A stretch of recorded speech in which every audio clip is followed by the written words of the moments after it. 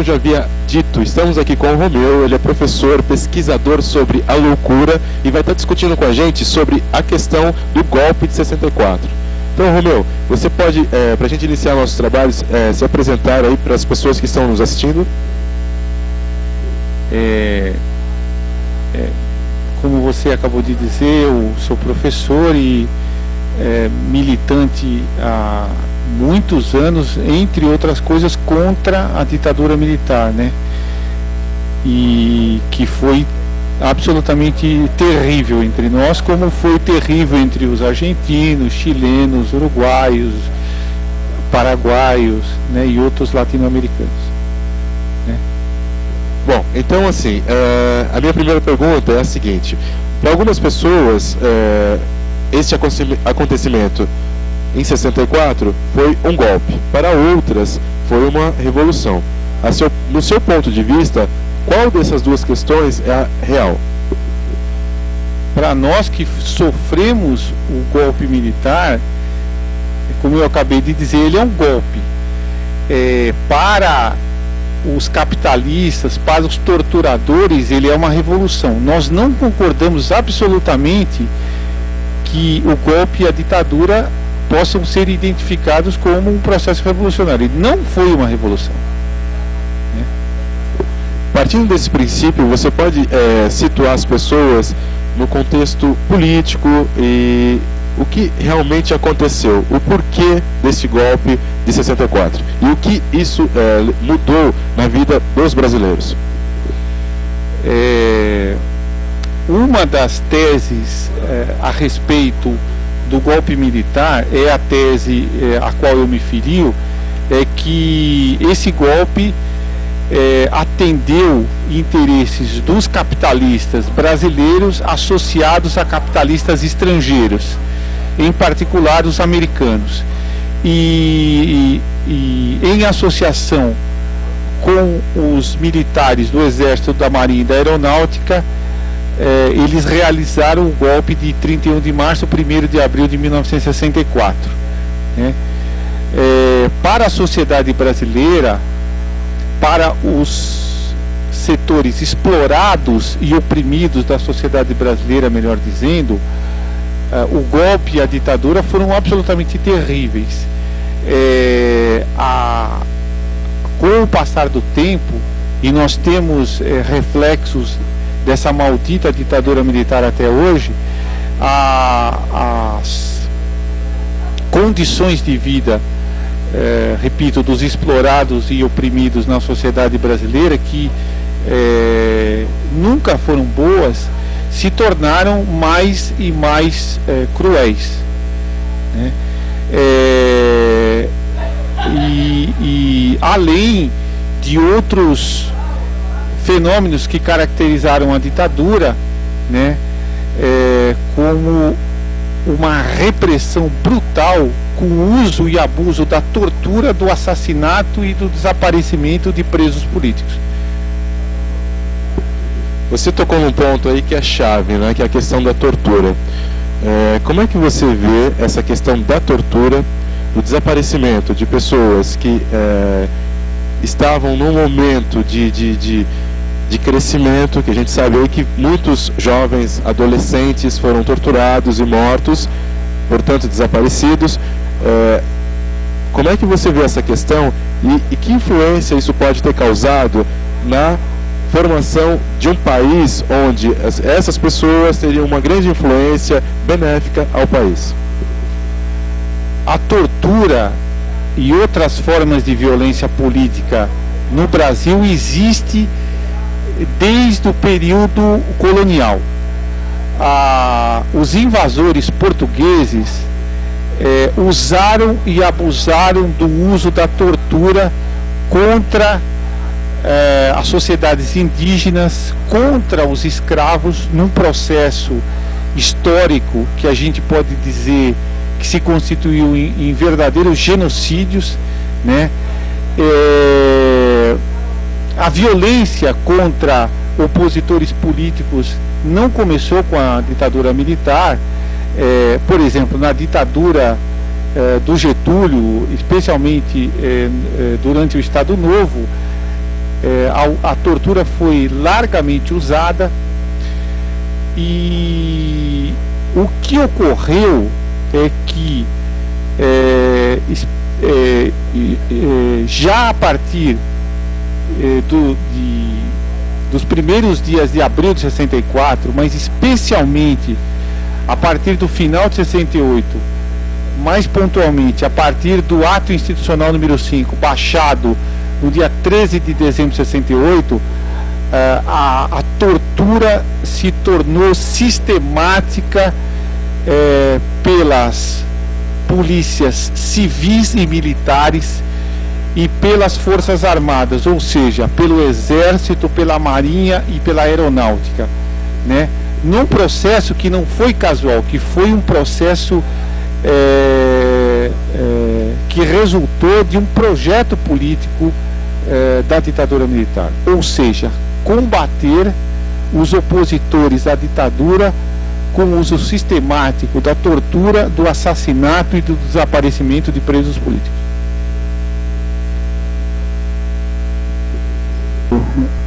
O ato institucional número 5 parece que foi aquele que foi o que privou. Bom, não dá para dizer, né, o que era melhor e o que era pior. Mas o que era o ato institucional número 5? E que relação isso tem com o que vinha acontecendo na Europa, principalmente, com, né, maio de 68? O ato institucional número 5 foi em dezembro, né? Foi em dezembro. Maio de 68 foi o anterior, né? Há alguma relação? E também uma outra pergunta, né? Foi ali também mostradas imagens da Tchecoslováquia, né? Intervenção russa, tal, soviética, né? Soviética. Que isso tem alguma relação com a intervenção americana? O que o golpe de 64 tem a ver com os Estados Unidos, por exemplo?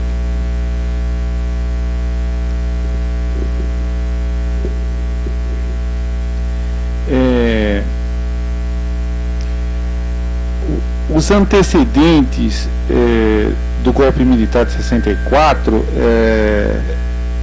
vêm de aproximadamente 20 anos antes, quando militares que tinham participado da Segunda Guerra Mundial vão para os Estados Unidos e lá adquirem uma série de informações que depois se concretizam na sua volta ao Brasil, como com a criação da Escola Superior de Guerra e depois do golpe, por exemplo, com a criação do Serviço Nacional de Informações.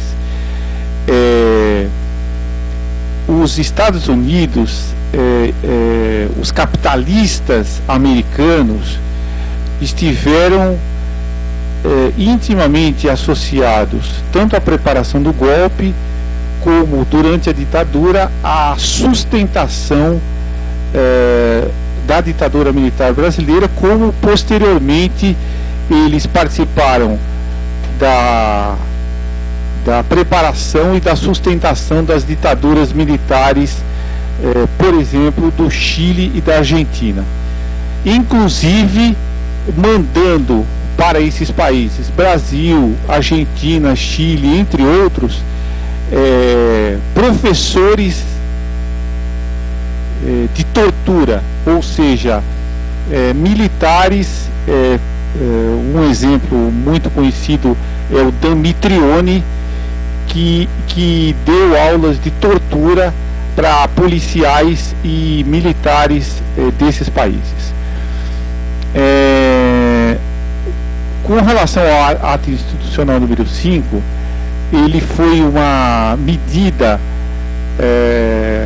baixada pela ditadura no dia 13 de dezembro de 1968, mas isto já vinha sendo tramado pela ditadura há muitos meses.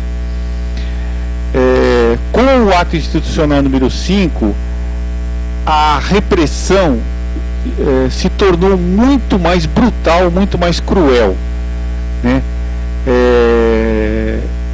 Em São Paulo, por exemplo, a atuação do DOPS, Departamento de Ordem Política e Social, um organismo de repressão da Secretaria de Segurança Pública do Estado, e a criação da Operação Bandeirantes,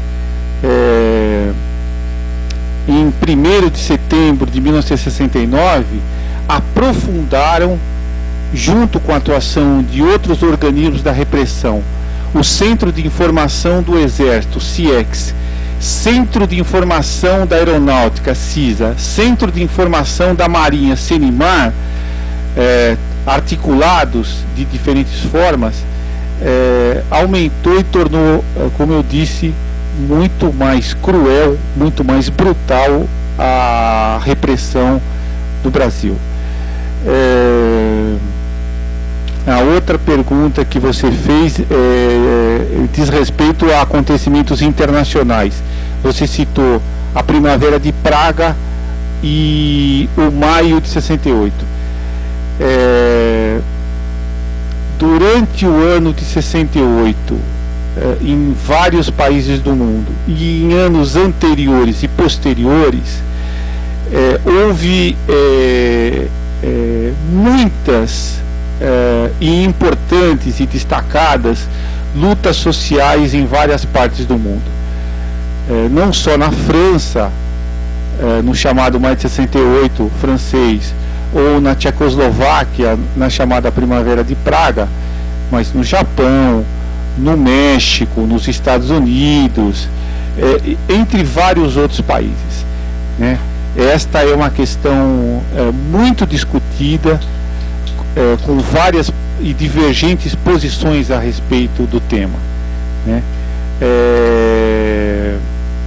Mas esse período foi um período onde em várias partes do mundo se lutou contra o capitalismo e contra o capitalismo de Estado ou socialismo real, que era um sistema caracterizado tanto quanto qualquer outra forma de capitalismo pela exploração e opressão das classes trabalhadoras e de outros setores sociais explorados e oprimidos. Legal. Temos aqui também o Ricardo, um colega nosso, que também gostaria de fazer uma pergunta ao Romeu. Pode dizer, Ricardo. O Romeu, já aproveitando o gancho de AI-5, essa censura toda, que teve a censura prévia implantada no país desde 1970, com mais força no governo de Médici, já quero deixar a pergunta para você, se você tem ideia, assim, consciência de quais eram os assuntos tabus nessa época da censura, o que eles proibiam literalmente ali, aparecer na imprensa, jornais, tudo que é tipo de meio de comunicação. Do meu ponto de vista,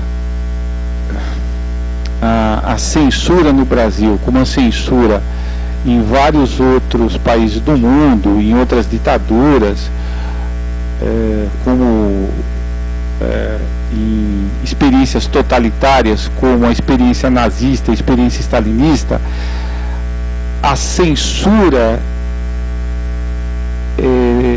eu acho que a gente poderia dizer que, em algum sentido, ela é burra.